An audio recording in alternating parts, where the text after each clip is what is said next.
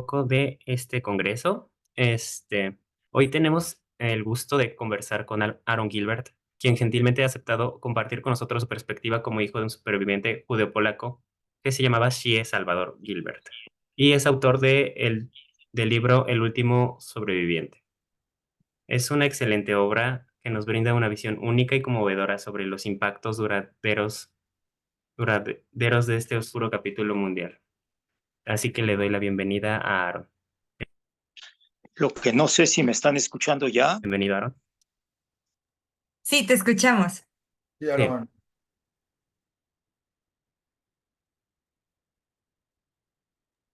Ay, Aaron, te muteaste otra vez.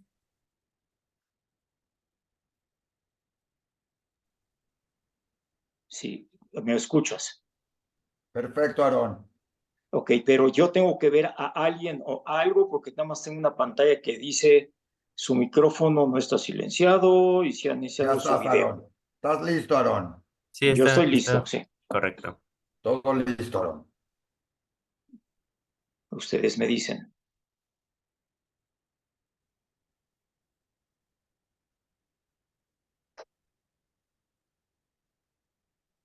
Se me está trabando un poquito, pero continúa, ¿verdad?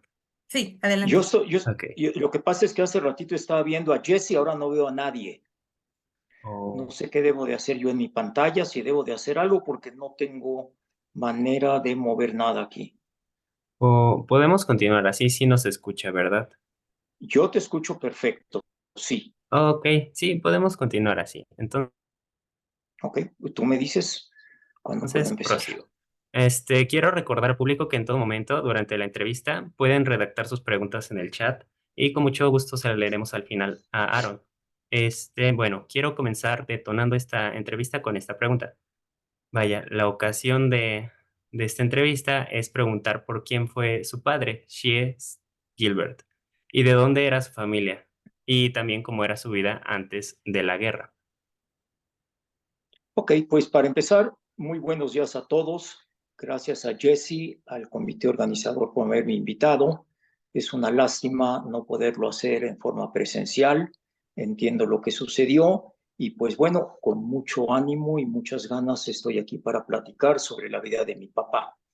Entiendo que todos ustedes a través de esta semana han oído hablar de Holocausto desde prácticamente todos los ángulos, el histórico, el médico, sobre México, sobre el mundo en general. Así es que me toca hoy hacer una cosa muy sencilla. Voy a reducir todo este macroplática de Holocausto a una microplática que es la vida de una sola persona, mi papá. Mi papá nace en el pueblo de Chechanov, en Polonia, 90 kilómetros al norte de Varsovia, en 1920. ¿Qué tiene de importante la fecha de nacimiento de mi papá? Que nació exactamente 2 años después de terminada la Primera Guerra Mundial, en el momento en que un cabo de muy mal hablar llamado Adolfo Hitler se juntaba con sus amistades en los bares de Múnich a amenazar a los judíos del mundo. Nadie sabía nada de este hombre en ese momento. Mi padre es el quinto de 6 hermanos. Mi abuelo Aarón, de quien llevo su nombre, entre los judíos ashkenazitas, bautizamos a nuestros hijos solamente con nombre de personas muertas.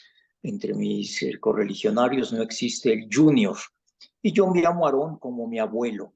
Mi abuelo era un hombre de dinero, un hombre piadoso, tenía una fábrica de carruajes. Les recuerdo que en esta época, principios del siglo XX y hasta mucho después, el uso del automóvil no existía todavía, ¿no? El señor Henry Ford y demás no empezaban a vender sus autos todavía. Entonces la fábrica de mi abuelo producía desde pequeños carruajes para vender leche en los pueblitos hasta grandes carrozas para los duques y los reyes en Polonia. Tenían mucho dinero, realmente la fábrica, y es donde mi padre empieza a crecer, tenía para trabajar herreros, carpinteros, tapiceros, y mi padre desde muy chico, como era la costumbre, junto con sus dos hermanos mayores, trabajaba en la fábrica de mi abuelo y también lo menciono porque esto a fin de cuentas tiene que ver mucho con su sobrevivencia. Volviendo a la cuestión judaica, a los 13 años, cuando mi papá hace su comunión o su bar mitzvah, como se dice en hebreo, 1933, el año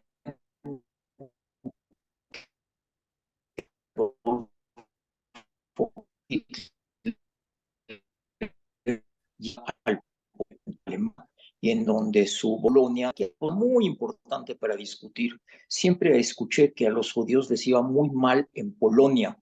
La opinión de mi padre era hasta los 88 años. Dice, mira, en Bolonia los judíos vivíamos exactamente como cualquier judío en cualquier lugar del mundo, en cualquier época del mundo. Tanto había los pordioseros, había los asesinos, había de todo. Éramos una comunidad más grande del mundo. Si la comparamos, las únicas dos comunidades judías más grandes que han existido son la de Israel, naturalmente, y la de Nueva York.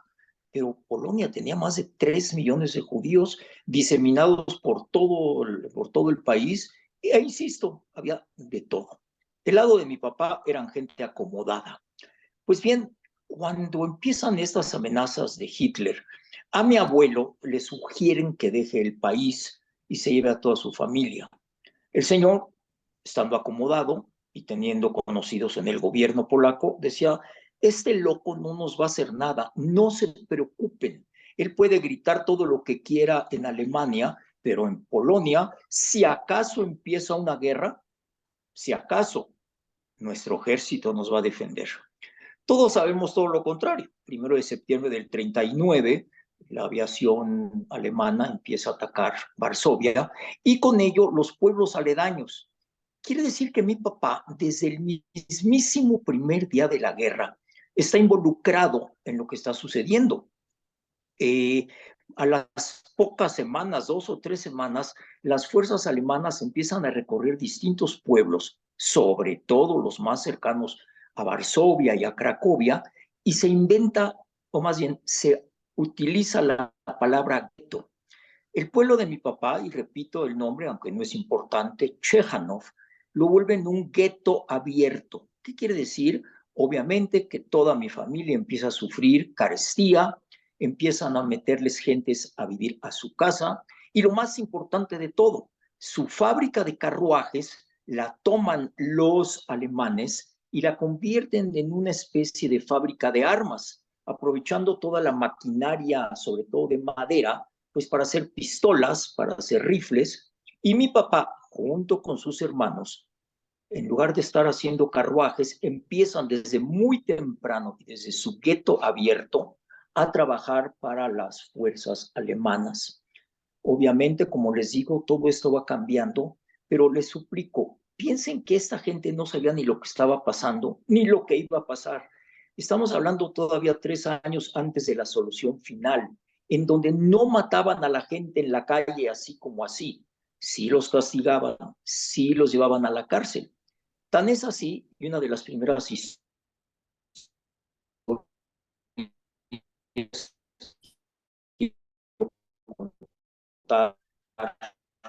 más o menos raro. En el sentido de mi abuela, era el único de los dos hombres que todavía no estaba casado, entonces vivía en casa con los abuelos.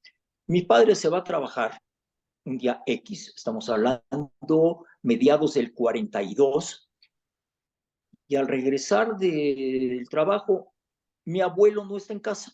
Le pregunta a mamá, ¿y qué pasó con mi papá? Dice, fíjate que lo arrestaron hoy en la mañana porque resulta que tu papá escondió en nuestra casa a sus consuegros.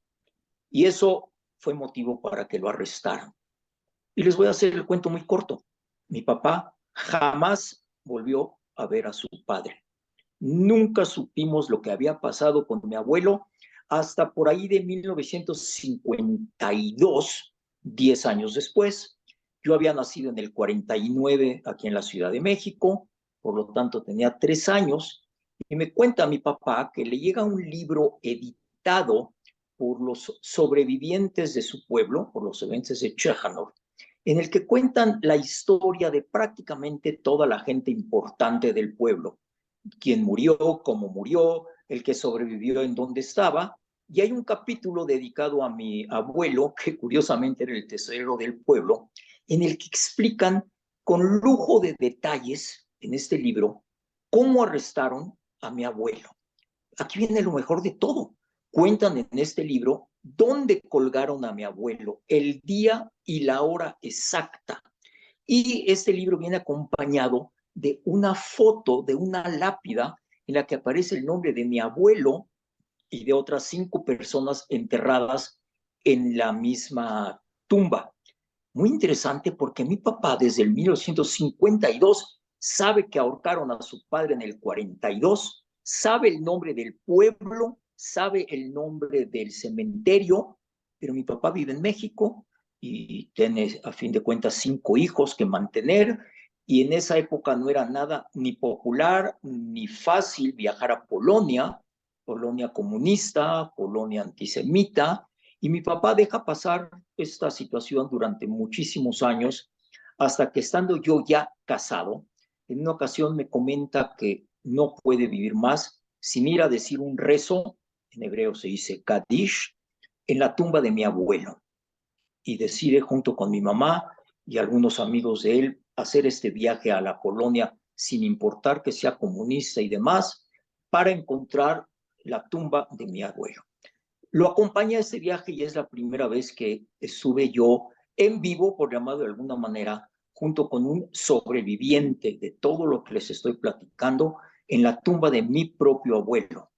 O más bien, debería decir, en el cementerio. Porque una vez que llegamos a este cementerio, estaba totalmente destrozado. Igual que los pueblos, igual que las casas, que las fábricas, los alemanes, los polacos, no sé quién, se dedicaron a abrir tumbas con la idea de encontrar dinero o joyas o lo que sea en tumbas que tenían 20, 30, 50, 100 años de estar ahí.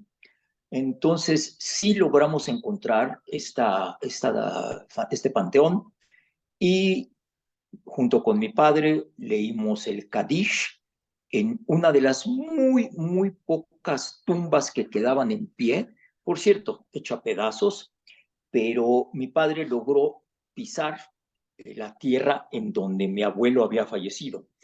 Lástima que no tengo mucho tiempo, porque esa historia continuó una vez que mi padre murió, porque yo tuve la gran fortuna de conocer a la gente, familiares de las personas que estaban enterrados con mi abuelo, que me terminaron de contar la historia. Pero no me quiero detener mucho en esto, porque sí quiero hacer un recorrido muy rápido a lo que, aunque ustedes ya lo escucharon, a mi padre le tocó vivirlo.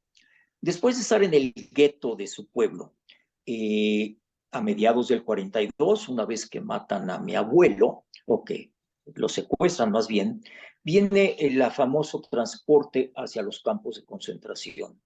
Para aquellos que hayan podido visitar el Museo Memoria y Tolerancia, para los que no lo hayan hecho, los invito.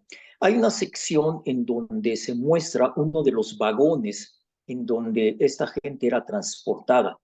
El museo logró conseguir uno de los balones originales en Polonia. Lo compró hace muchísimos años, inclusive antes de abrir el museo.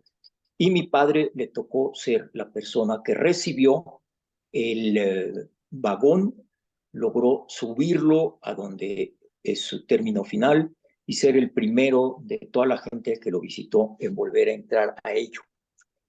Papá, ¿cómo fue ese viaje? Lo hemos visto en películas, lo hemos visto, lo hemos leído en libros, pero tú lo viviste. Y otra vez, no voy a agregar mucho de lo que ustedes han sabido a través de la historia. Me dice él, hijo, quiero decirte que esos 5 días que nos tomó viajar desde Chechanov hasta el campo de concentración de Auschwitz-Birkenau, mejor conocido en polaco como Oświęcim-Berezzinska, me dice, Aarón, estábamos parados y yo tuve la fortuna en ese momento de poder detener a mi mamá. Mi mamá tenía 62 años en este momento, Cuando él me lo contó, me dio un poco de sentimiento, porque hablaba de mi abuela de 62 años como una verdadera anciana, y yo estoy a punto de cumplir 75 y no me siento tan viejo. Pero me dice, iba yo con mis 3 hermanas, con mis 2 cuñadas, con todos mis sobrinos, mis primos. Éramos un grupo de la familia Gilbert de cerca de 70 personas, mis 2 hermanos. Realmente el pueblo en sí nos vaciaron en 2 días, nos metieron en trenes a todos los judíos de mi pueblo. Había un cálculo aproximado de 1,000 judíos viviendo en ese pueblo. Aarón, no nos dieron de comer, no nos dieron de beber. Teníamos que hacer nuestras necesidades parados. ¿Tú sabes el olor que había en ese tren? Aparte de eso, había gente que se puso histérica, había gente que lloraba, había gente que se peleaba. Realmente es tan imposible explicar lo que fue viajar en ese tren, pero mi principal interés era detener a mi mamá. Mi mamá era una señora grande y yo era un hombre fuerte en ese momento. Cuando la guerra empieza, mi papá tiene 19 años, en ese momento tiene 22, era carpintero, era muy fuerte, pesaba 88 kilos, y digo este peso subrayándolo porque cuando acabó la guerra pesaba 33, de 88 a 33. Dice, yo tuve que cargar a mi mamá. Y cuando entramos a Birkenau, acuérdense que el tren no entraba a Auschwitz, entraba a Birkenau.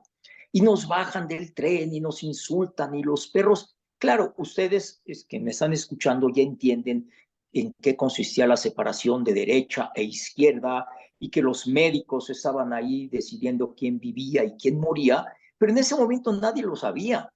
Mi padre, sus 2 hermanos, un primo hermano y un cuñado, todos ellos carpinteros, los mandan al lado derecho, a mi abuela, mis tías, primos, en fin, al resto de mi familia lo mandan al lado derecho.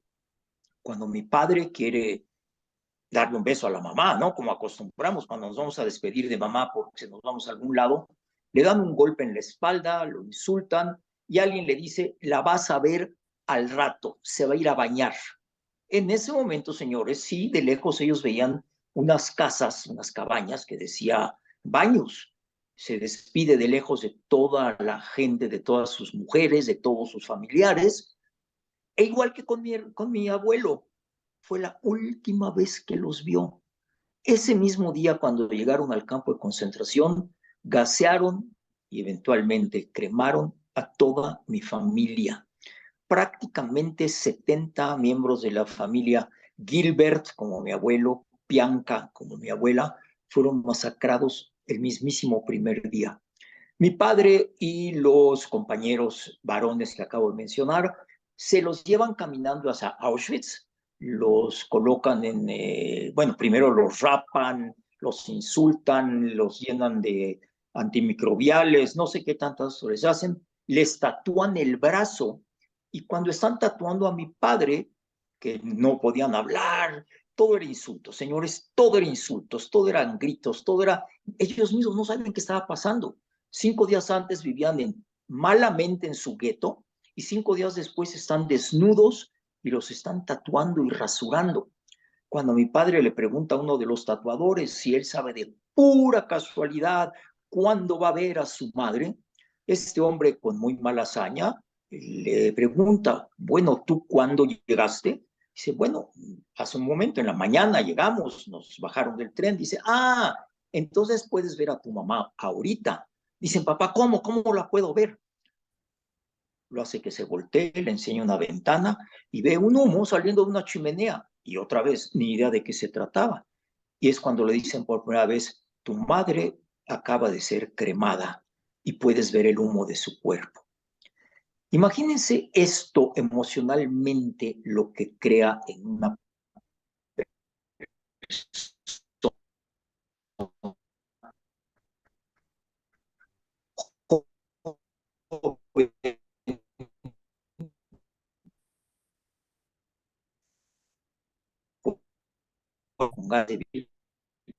padre, padre y acá lo que del libro en las que en lo platicar ahorita, mi padre con su cinturón puesto. Y cuando está con el cinturón, cada vez que él quería llorar o cada vez que quería suicidar, se agarraba el cinturón. Y aquí vamos a hablar de psicología. Mi papá me decía irme para abajo. Mi cinturón fue mi psicólogo, mi cinturón fue mi aliado.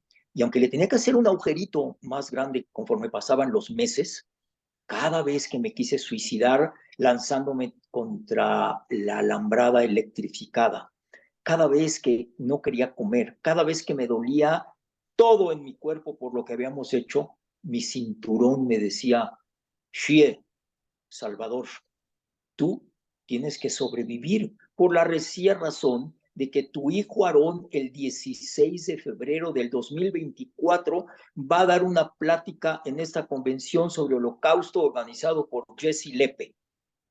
Y esa era su explicación. Él tenía que sobrevivir. Le preguntaba yo, papá, efectivamente, ¿cómo le hiciste? Normalmente la vida en Auschwitz era de aproximadamente 3 meses. O morías enfermo, o morías golpeado, o morías asesinado, o morías en los cámaras de gas. Más de 1 millón de personas lo hicieron. Mi papá en su brazo, el 70 y tantos mil, fue de los primeros inmates, de los primeros reos que entraron al campo de concentración, y mi papá sobrevivió a Auschwitz hasta que se lo llevaron a la marcha de la muerte. 23 meses.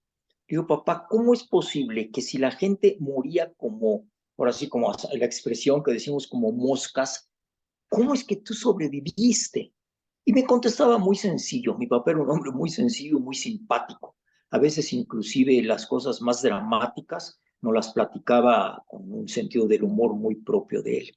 Y me decía, mira, Aaron, fuerte, te metían un balazo en la cabeza y acabaron con los más fuertes.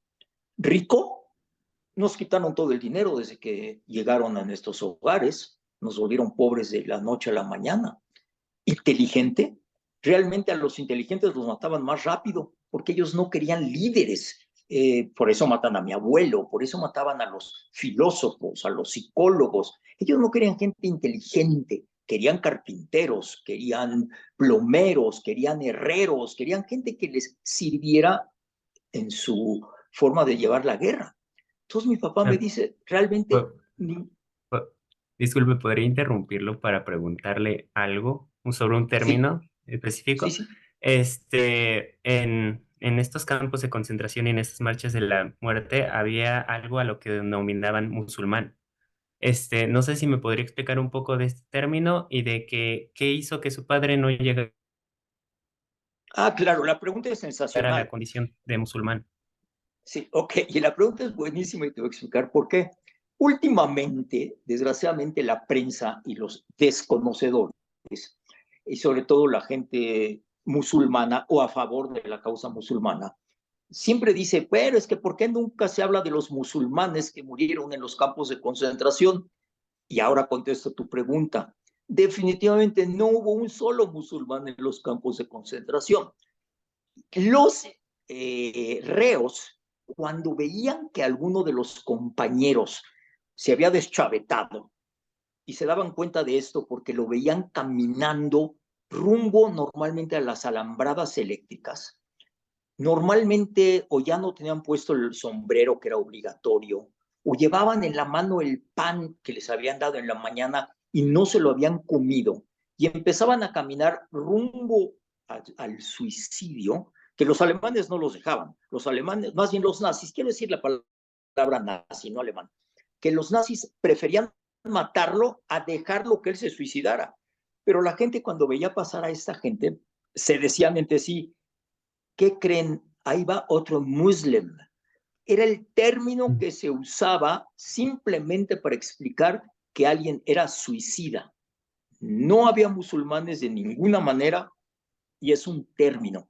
Y espero que sea muy explicatorio. Ahora, cuando este muslim llegaba hasta la enrejada y se suicidaba, la gente que estaba cerca de él lejos de quererlo salvar, lejos de quererlo ayudar, se lanzaba sobre sus zapatos o sobre su pan, porque él ya no los iba a tener que usar. Sé que se oye horrible, pero esa es la forma en que pensaba la gente en esos momentos.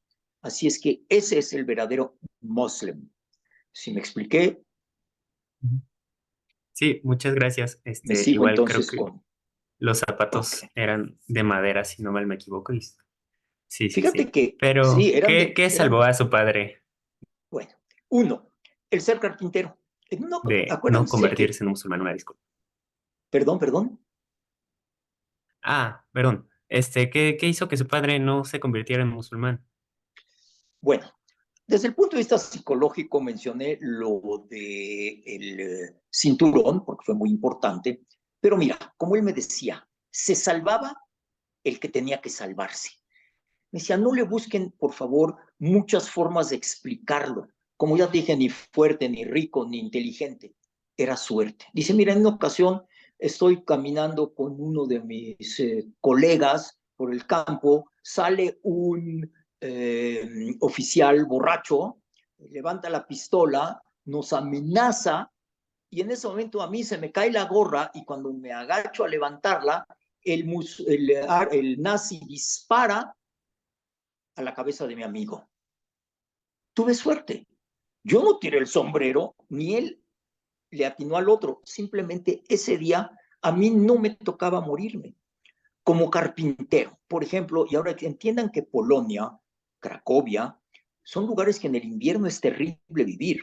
Y además a toda esa gente en los campos de concentración, pues no les daban abrigos o suéteres para sobrevivir. Simplemente vivían con la ropa que les habían dado al principio, misma que estaba hecha a jirones, misma que ya no les quedaba. Esa era la ropa.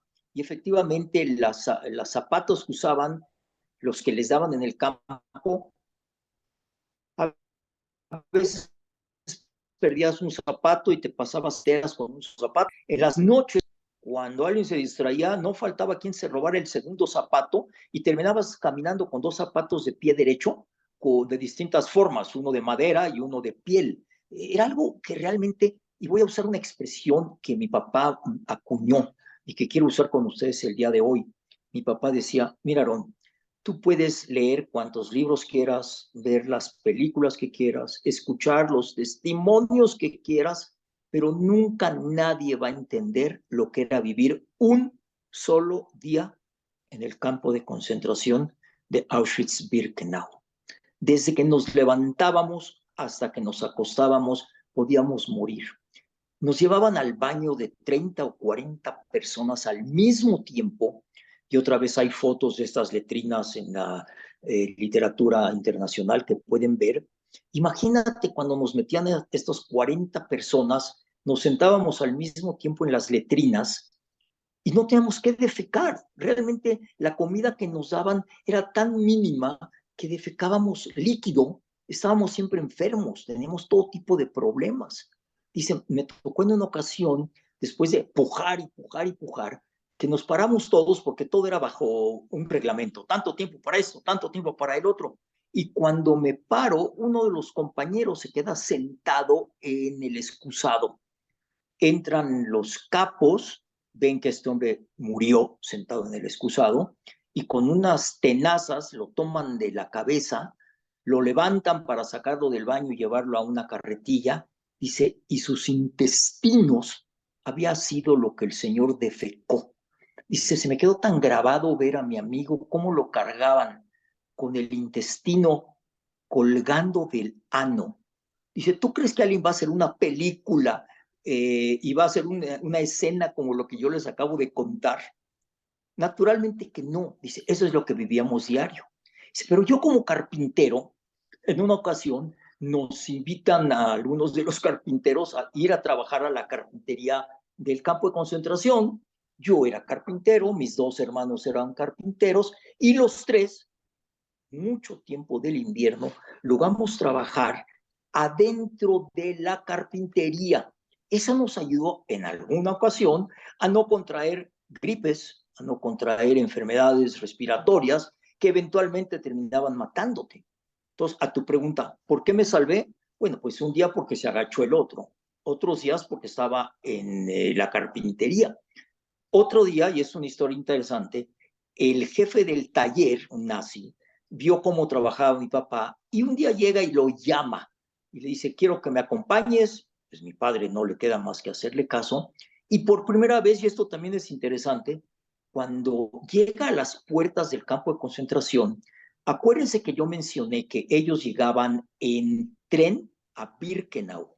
Ese señalamiento que ustedes han visto de Arbeit macht frei, el trabajo da libertad, está en la entrada de Auschwitz. Mi papá nunca había estado en la entrada de Auschwitz, él estaba adentro de Auschwitz. Y cuando la primera vez que este señor lo saca del campo de concentración, mi papá ve estas letras, no las conocía, pero cuando va caminando atrás de este hombre en su ropa de reo, empieza a ver en las esquinas que el nombre de las calles está en polaco. Y por primera vez después de más de un año de estar en el campo de concentración, mi padre entiende que Auschwitz no está en Alemania, está en Polonia, en su país que lo iba a proteger, en el país que lo iba a ayudar. Este hombre lo lleva a su casa, ¿y para qué se lo llevó? Para ser una especie de esclavo sirviente personal, y durante varias semanas lo puso a arreglar la casa, obviamente era una casa robada, toda la cosa de madera. En esa época era básicamente las ventanas, las puertas, los pisos, y durante semanas enteras mi papá trabaja para este hombre. En la mañana en el campo de concentración lo paraban, se lo llevaban a casa de este hombre, trabajaba y se regresaba a vivir como todos los demás, salvo que me contaba mi papá que en alguna ocasión, caminando adentro de esta casa, se dio cuenta que los hijos de este señor habían dejado comida en la mesa. El primer día mi papá dice, con todo y que se me hizo agua a la boca, yo no podría acercarme a tocar esa comida porque seguramente me mataban. Dice, pero después de 2 o 3 días, cuando yo veía los pedacitos de salchicha y los pedacitos de pollo y los pedacitos de pan que habían quedado ahí, pues el primer día que los vi y me los metí rápidamente a la boca, dije que me maten ahorita, pero con el estómago lleno, resulta que no me mataron. Y resulta que durante muchos días, muchas semanas, yo pude comer las sobras que dejaba esta familia, que obviamente sabían que yo me las estaba comiendo. Pude llevarle a mis 2 hermanos, el mayor se llamaba Moisés, el mediano Isidoro, mi padre Salvador era el más pequeño, eran los que se beneficiaban con esta comida. Otra ¿Puedo vez, detenerlo en este punto? perdón, ¿Puedo detenerlo en este punto? claro, Primero, adelante. para agradecer que lo que nos está compartiendo sí es muy fuerte y muy significativo en la vida de su padre, el cómo sobrevivió. Y de hecho se me hace muy significativo también el título que lleva su libro, que es El último superviviente, que parece que eso estaba haciendo todo el tiempo a lo largo de su cautiverio y a lo largo de los crímenes de odio de los que fue fuente, estaba sobreviviendo siempre. Y me gustaría preguntarle, ¿cuáles considera que fueron las secuelas físicas o espirituales más significativas después en la vida de su padre? Pues mira, como decía yo al principio, lástima que tengo tan poquito tiempo, porque me hubiera gustado terminar de contar la historia de mis 2 tíos, que con eso creo que entenderías parte de la cuestión emocional. Por ejemplo, muy cerca del fin de la guerra, llegan los nazis y se quieren llevar a mi segundo tío, el de en medio, ya a matarlo, a la cámara de gas. Los hermanos se despiden de él, hermano, hasta luego, nos veremos en el cielo, ya sabes, toda una escena muy triste.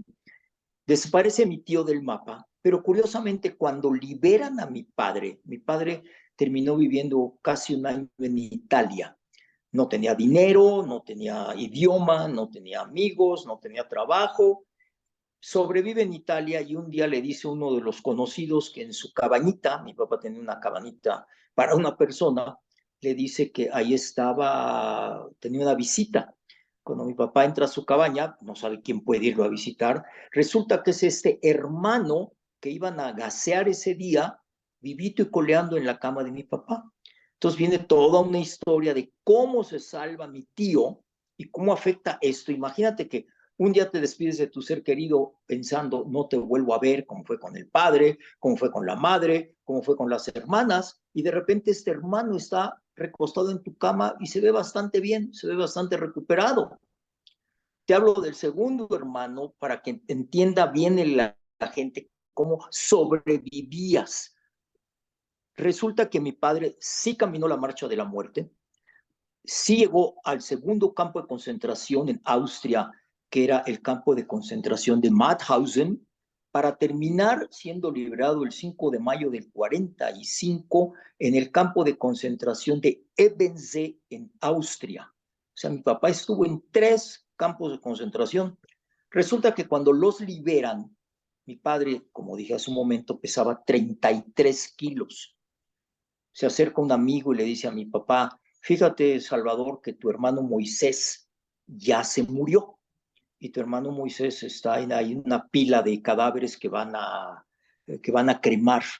Mi padre no puede ni siquiera levantarse ya, no tiene ni fuerza y pues llora tirado en el piso como estaba.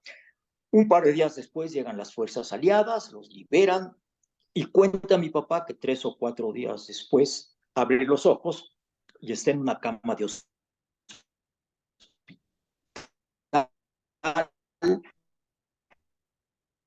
lavado, no estaba su cinturón, a lo cual le dice la gente, mira, cuando los rescatamos estaban ustedes tan llenos de piojos, de suciedad y todo, que quemamos toda la ropa, todo, incluyéndose ellos, ni siquiera sabían de ese cinturón. Pero mi papá dice, bueno, efectivamente, gracias cinturón, porque llegué contigo hasta el final. Ahí terminaría la historia, pero resulta que muchos años después, en México, un amigo le dice, Salvador, estuve en Ebensee y hay un memorial en el que explica todos los que sobrevivieron al campo de concentración de Ebensee y murieron después. Y curiosamente está el nombre de tu hermano, de Moisés Gilbert, en polaco Mietek. Mi papá dice, no, mi hermano murió antes de la liberación. Discuten entre sí y mi papá vuela a Austria, llega al campo, ya no hay campo de concentración, hay solo oficinas, y busca efectivamente qué pasó, por qué le dicen que mi tío sobrevivió. Y sabes qué, sí había sobrevivido. El hombre se equivocó al mencionar que había muerto el abuelo. Pero ¿qué pasó? Que a mi tío, a mi papá lo meten a un hospital norteamericano, a mi tío lo meten a un hospital polaco. A mi papá le dan suero antes de alimentarlo y a mi tío le dan de comer antes de poner el suero. ¿Qué pasó con mi tío? Se atragantó y murió al terminar la guerra. Había sobrevivido y murió de una congestión intestinal. Y para terminar, una vez más, como dice mi papá, si hubiera sido al revés, serías hijo de mi hermano y yo hubiera muerto en el hospital polaco. Y esa es otra de las muchas formas de explicar por qué sobreviví.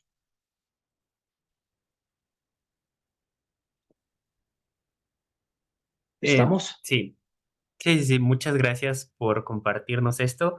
Y igual me gustaría pasar o retomar las cosas como se quedaron en Italia después de su liberación, la liberación de su padre. Primero le preguntaría cómo empezó, de cierta forma desde cero, cómo llegó a la decisión de llegar a México. Y también Ok. me gustaría que se dirija esta ¿Y qué, respuesta perdón? hacia cómo es que termina diciendo que México es el paraíso. Ok. Me gustaría dirigir, que se dirigiera su respuesta a cómo México termina siendo Sí, para Shea sí. Gilbert el paraíso. Esto es interesantísimo porque créanme que nadie tomaba decisiones. Las decisiones las tomaba el creador por ti. Mi papá me platica que un día está sentado ahí en una playita en el pueblo de Santa María de Bañi, muy cerca de Capri, y está con varios amigos con los pies metidos en el agua. Cuando se acerca un periodista judío de Nueva York, les habla en Yiddish. Yiddish era el idioma europeo de los judíos, no hebreo, sino Yiddish, y les ofrece hacerles una entrevista. Como ninguno de ellos está interesado en que lo entrevisten, se empiezan a parar y este hombre, en su desesperación de que le dieran la entrevista, les ofrece un chocolate Dice, mire, no tengo dinero, pero tengo un chocolate. Mi papá, que amaba el chocolate más que nada en el mundo, se voltea y dice, ok, yo te doy la entrevista. La entrevista era un absurdo. ¿Quién eres? ¿Cómo te llamas? ¿Dónde estuviste? Normal, normal. ¿Qué pasó con tu familia? Mi papá cuenta lo que sabe, le toman una foto, le dan su chocolate. Muy bien, pues resulta que este periódico, este periodista, publica en Nueva York, en un periódico en Yiddish de la comunidad ashkenazita de Nueva York, este periódico con esta foto. En México, hablando de los 46, 47, la comunidad de judíos ashkenazitas era muy pequeña.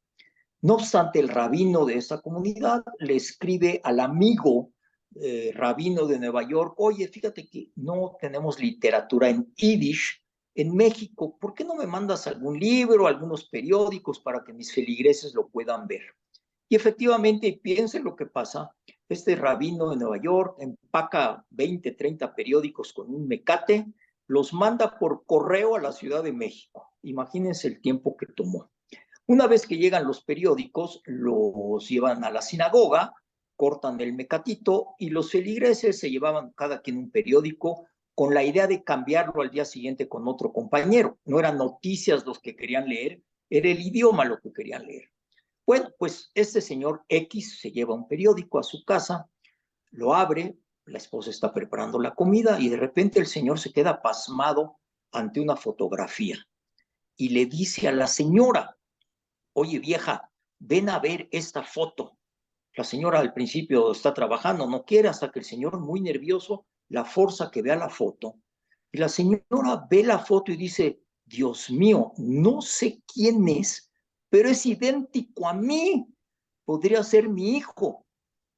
Ven el nombre, Salvador Gilbert, y la señora dice, no conozco a nadie así. Es el esposo el que le dice, esposa, a ti se te olvida que tu hermana mayor, Jena, que tenía varios hijos, su hijo chico, Salvador, se llevaba con nuestro hijo grande, Manuel, cuando tenían 4 o 5 años.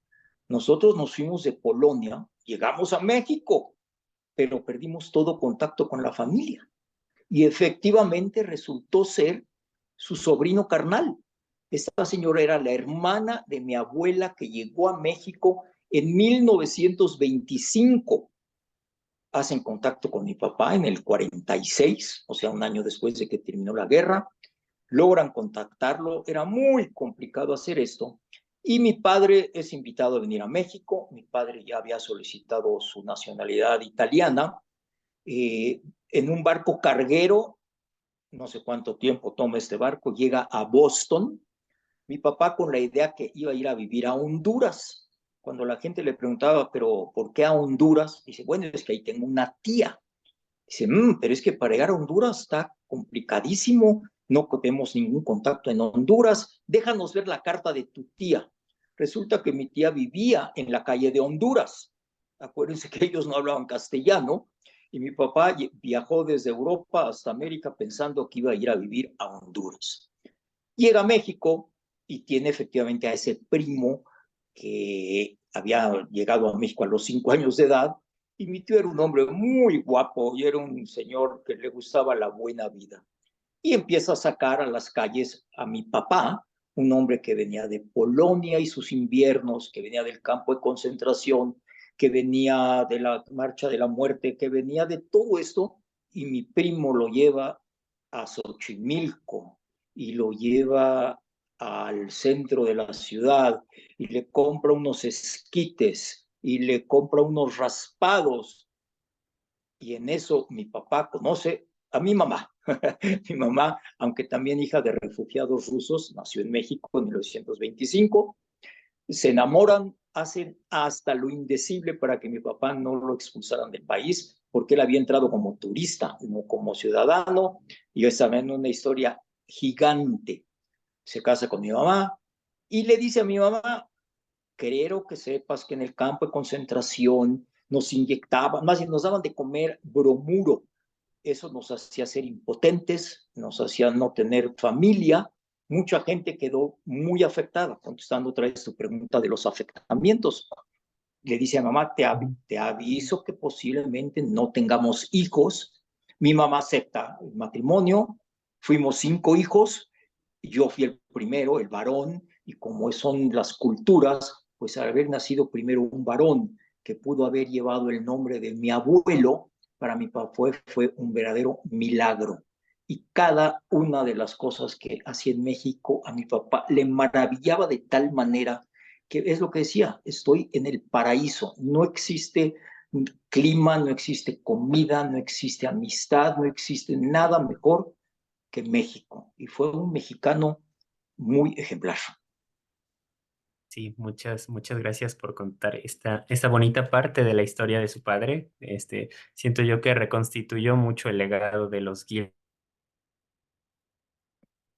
Gilbert y nos los compartió acá en México. Me gustaría preguntarle, muchas veces habla de venganza en el libro El último sobreviviente, de una venganza que su padre efectuó contra el régimen y contra los abusos que le hicieron. No sé qué opinión le considera a esto de tener una familia grande y tratar de ser feliz en México. ¿Considera que esto es la venganza perfecta de su padre? Tan es así. Mira, yo nunca me he considerado un hombre religioso, pero mi padre venía de una familia mucho más ortodoxa de la que eventualmente se convirtió en México. Y por decirte algo, el día del ayuno o el Yom Kippur en nuestra religión es un día en el que básicamente todos los judíos asistimos al templo. Nunca, jamás en la historia de la vida de mi padre, yo dejé de ir. Me sentaba junto a él era el que rezaba, yo estaba junto a él, nos sentábamos, nos parábamos, nos sentábamos, nos parábamos, y siempre cuando estaba rezando, él se dirigía hacia el centro de la sinagoga y le decía a Hitler o a los nazis, como tú quieras verlo, ¿no? No usaba un en especial. Dice, mira, aquí hay venganza. No pudiste acabar con mi familia. Aquí están mis hijos, mis nietos, mis bisnietos. No lograste vencernos. Esa era su venganza. Esa era su venganza. Sí, muchas gracias. Para ir cerrando, vamos a cerrar esto con una última pregunta. Me gustaría que nos dijera a su consideración cuál es el acto de resistencia más significativo en la vida de su padre y también, para usted, ¿cómo se siente Ok, mira, ser el portavoz de la historia de su padre, de Shea Gilbert? lástima que no sé si me estén viendo o no me estén viendo, pero mi papá Ujú. conforme creció, conforme fue viviendo en México, hablaba mucho, mucho, mucho conmigo del tema. Mis otros 4 hermanos se lo evitaban un poquito. Cuando veían que mi papá estaba a punto de hablar alguna de sus historias, como que se perdían. Pero yo estuve tan interesado que un día él me dice, oye, Aaron, ya soy muy viejo. ¿Quién va a seguir contando mi historia? Y pues como yo lo conocía, yo no estaba esperando que él quisiera una respuesta concreta. Y me dice, ¿sabes qué? Quiero escribir la historia con mis memorias. Digo, papá, haces muy bien, escríbelas. Hijo, pero yo no soy escritor. Y todavía yo ya empecé a ver por dónde iba la bola. Digo, pero papá, hay gente que se dedica a escribir libros en nombre de otras personas. Me dice, no, quiero que tú me hagas el favor de escribirlo. Y me senté junto a él y efectivamente me puse a no solo escucharlo, sino a redactar sus historias, a redactarlas. Conste que no soy escritor, pero mi papá me fue platicando de tal su historia. Y fui con él 2 veces a Polonia, como les decía al principio. La primera vez en plena Polonia comunista, la segunda vez en Polonia liberada, estuve con él en su pueblo, estuve con él donde estaba enterrado mi abuelo, estuve con él en las vías del tren en donde entraron a Birkenau, estuve con él en la cámara de gas donde mataron a mis mujeres, estuve con él en su cabaña donde él durmió, estuve con él en el campo de concentración de Mauthausen donde él también estuvo. No solo oía su historia, sino la viví junto a él de alguna manera muy especial. Hoy en día, mucha gente que hace estos viajes se encuentra con museos, se encuentra con memoriales, pero cuando yo tuve la oportunidad de ir con mi papá, por ejemplo, en Auschwitz, todavía estaban las cabañas con olor a muerte, todavía había olor a humo, a carne quemada. Escribir esto se me hizo muy catalizador, muy importante, muy interesante. Y mi papá, al estar envejeciendo, iba a dar muchas pláticas. Yo creo que fue el judeo mexicano sobreviviente del Holocausto que más pláticas dio en su vida en la República Mexicana. Hasta el final de su vida me pedía que lo acompañara. Él ya no podía manejar, ya no podía hacer muchas cosas.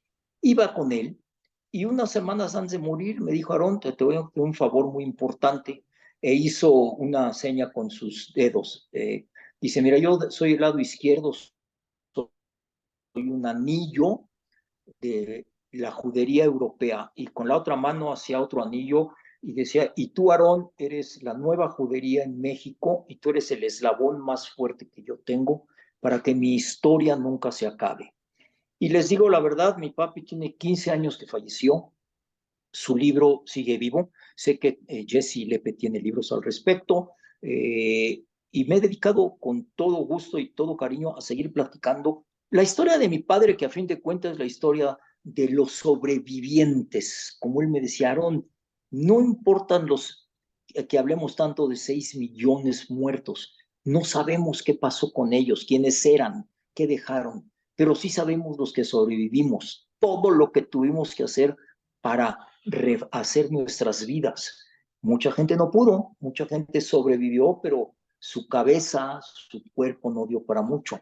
Mi papi afortunadamente llegó a los, insisto, a los 88 años platicando el tema y yo sigo haciéndolo.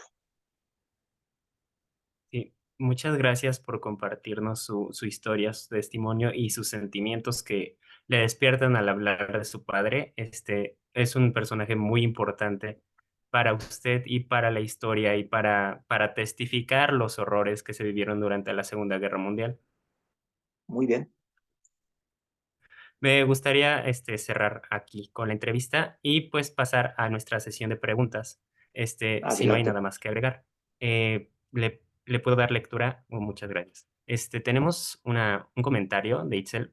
Muchos comentarios están conmocionados, muchas personas están muy impactadas por lo que nos acaba de narrar y muy agradecidas también.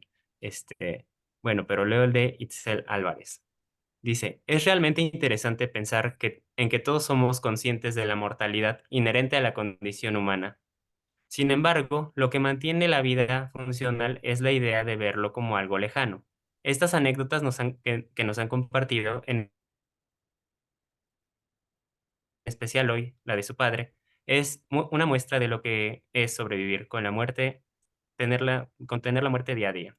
¿Qué mensaje le gustaría darnos a la audiencia que muchas veces sentimos que las fatalidades del mundo nos rebasan?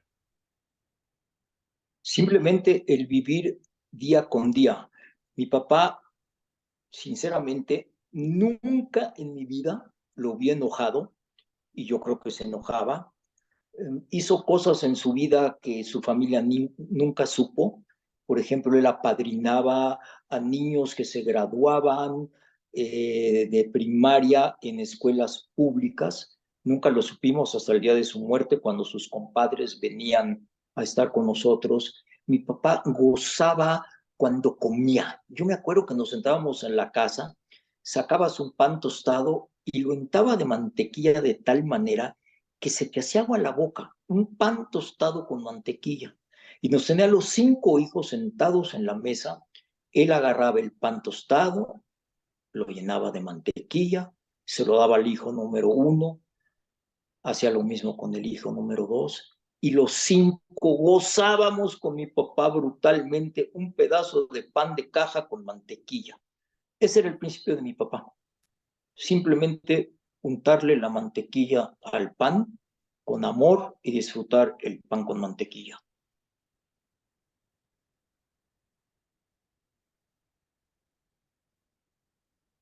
Muchas, sí, muchas gracias por compartirnos esta anécdota para mantener la importancia del día a día. Y creo que ya cerramos con esta sesión creo que no hay otra pregunta. Bueno, hay muchas preguntas. Bueno, hay una pregunta sobre su libro, pero creo que eso se arregla con la comitiva de Sí. aquí, ¿verdad? Me Acá, re- Muchas gracias, encontramos, Aaron, otra vez. perdón, acá encontramos otra, dice, ¿cuándo llega a México el hermano de tu papá? Ok, este hermano, el que curiosamente, él encuentra trabajo en Wisconsin, en Milwaukee, como carpintero. Mi tío nunca se quiso volver a casar porque, aparte que ya estaba casado, a su esposa la gasearon en el 9º mes de embarazo. Así cuando bajaron del tren, su esposa estaba por dar a luz. Nunca, obviamente, la mataron, nunca nació ese niño y él nunca se quiso casar. Pero mi papá, aunque era menor, emocionalmente estaba mucho más fuerte que el hermano, porque él ya tenía aquí 2 hijos en ese momento, vivía muy feliz en México y de plano viajó a Wisconsin y créanme, eran épocas que eso de viajó a no era como hoy en día que era tan sencillo y logra convencerlo y no sé cómo qué palabra usar, pero le consigue hasta novia. Mi tío llega a México muchos años después de mi papá, tal vez 10 años después de mi papá, sí se casa, tengo una prima hermana, la única prima hermana que tengo, que vive en Monterrey, y pues era un amor que ustedes se pueden imaginar tremendo. ¿Me permiten contar una última anécdota de mi papá? Sí, claro, todavía tenemos unos 3 minutos, Ok, más o ok, menos. ok. Mi papá me contaba cuando yo era chico, y quiero que entiendan bien ustedes esto, que mi tío lo llevó un día a Mandinga y que en el lago de Mandinga metías las manos al lago y sacabas el pescado, lo cocinabas y te lo comías. Pues yo crecí toda mi vida con esa idea romántica de mi papá, que en Mandinga, yo ni siquiera sabía dónde estaba Mandinga, señores, déjenme empezar por esto. Resulta que yo soy ciclista y hago muchos recorridos en la República. En una ocasión me tocó ir a Veracruz, estoy con varios amigos en Boca del Río y tomamos un taxi, le decimos al taxista, llévanos a un buen restaurante de pescado, por favor. Y el chofer nos dice, ¿ustedes nunca han estado en Mandinga? Hagan de cuenta que me dieron un golpe en la cabeza, como dije, ¿en dónde? Dicen, Mandinga está aquí a 10 minutos, 15 minutos de la ciudad. Le dije a mis amigos, no pregunten, vámonos a Mandinga. Llegué a Mandinga y efectivamente un lago muy lindo, muy cerca de Boca del Río, en el que tomamos una lanchita y claro, ahí nos explicó el lanchero que efectivamente ellos pescaban ahí y que muchas veces el pescador se llevaba este pescado hacia su casa y ahí lo cocinaba. Mi papá nos lo contaba como algo romántico, que metías las manos al agua en Mandinga y te sacabas tu pescado. Y por eso esa idea de vivo en el paraíso venía también de Mandinga, porque cuando en Polonia él hubiera metido las manos a un lago a sacar un pescado. Entonces, pues quiero que decirles que me comí mi pescado en Mandinga, le tomé foto, se la mandé a todos mis hermanos diciéndoles que creen, Mandinga sí existe, ¿eh? Y los pescados están muy ricos. Muchas gracias por esta última anécdota. Siento yo que tenemos como un final aquí bastante dulce para las vivencias que se nos fueron narradas y pues es una buena recomendación igual para comer, supongo. Provecho, provecho. Muchas gracias. Muy bien, ok. Antes de terminar la sesión, la verdad, quisiera compartirles a todos que Aaron fue el segundo sobreviviente que me recibió en su casa cuando yo estaba estudiando en la universidad. Y cuando fui a la Marcha de la Vida, me llevé esta pulsera que traigo puesta en este momento, que tiene el número de prisionero de Aaron, perdón, de Shie, y en el lugar en donde les pasaban lista es que tomé esta foto que ustedes están viendo en pantalla, que te voy a mandar, Aaron.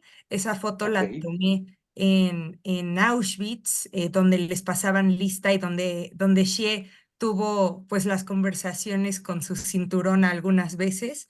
Entonces, solo quiero compartirles que yo tengo un compromiso personal por dar a conocer la historia de Xie y que tantas veces me ha compartido Aaron. Y pues nada, de verdad agradecerte muchísimo, Aaron, por todo tu cariño, por toda tu generosidad. Y pues cualquiera que quiera recibir el libro de Aaron, nosotros tenemos ejemplares, escríbanos a perspectivasparalapaz@gmail y nosotros tenemos ejemplares recién impresos después de una muy buena temporada en que no hubo ejemplares disponibles. Así que, pues nada, Alan, te dejo con el cierre de la mesa. Sí, muchas gracias. Agradecemos a nuestros espectadores, si me escucho. Sí, sí, sí Sí, me sí, escucho. te vas de repente por Agradecemos allá a y todos vas. nuestros espectadores por acompañarnos. Muchas gracias, sí, tengo un poquito mal internet. Pero agradecemos a todos nuestros espectadores por acompañarnos en esta conversación tan significativa y a Aaron por preservar la historia de su padre y compartirla con nosotros. Ahora es tarea nuestra portar esta historia con orgullo y no permitir que nunca se olvide, para que nunca más se repitan las atrocidades que Don Shea Gilbert vivió. Que las lecciones aprendidas aquí hoy nos inspiren a construir un mundo más compasivo y más justo para todos. Con esto concluimos nuestra entrevista, pero los invitamos a permanecer para nuestra siguiente sesión.